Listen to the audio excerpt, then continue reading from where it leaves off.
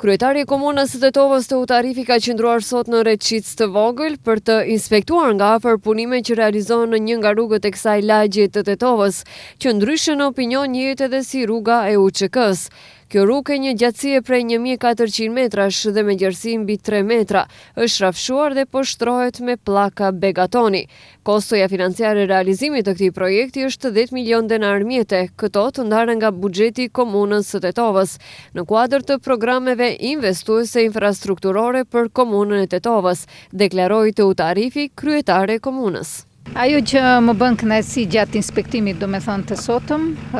ne kemi qenë së bashku kur ka fillu faktikisht në fillimet e ndërtimit të kësaj rruge, që është rruga e UÇK-s, që kemi arritur në 100 metrat e fundit, të cilat janë duke u punuar dhe që janë në përfundim e sipër. Është fjala për një investim dhe një gjatësi rrugore prej 1400 metrash, do me thënë 1 kilometër e gjysmë deri në dalje, dhe në lidhjen me rrugën për në kodër të diellit dhe faktikisht një shtrim prej 7000 metër katrorësh me pllaka bekatoni dhe vlera e investimit është 10 milion denar. Është një rrugë që ne e kemi pasur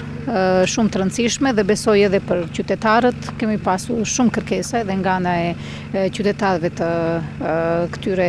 lagjeve dhe me të vërtet është për ne me shumë vledh që këtë rrugë përfundimisht e përfundojmë dhe në të njëjtën kohë edhe rregullimin e rrugës përpara shtëpive në pjesën ku kishte vërshime.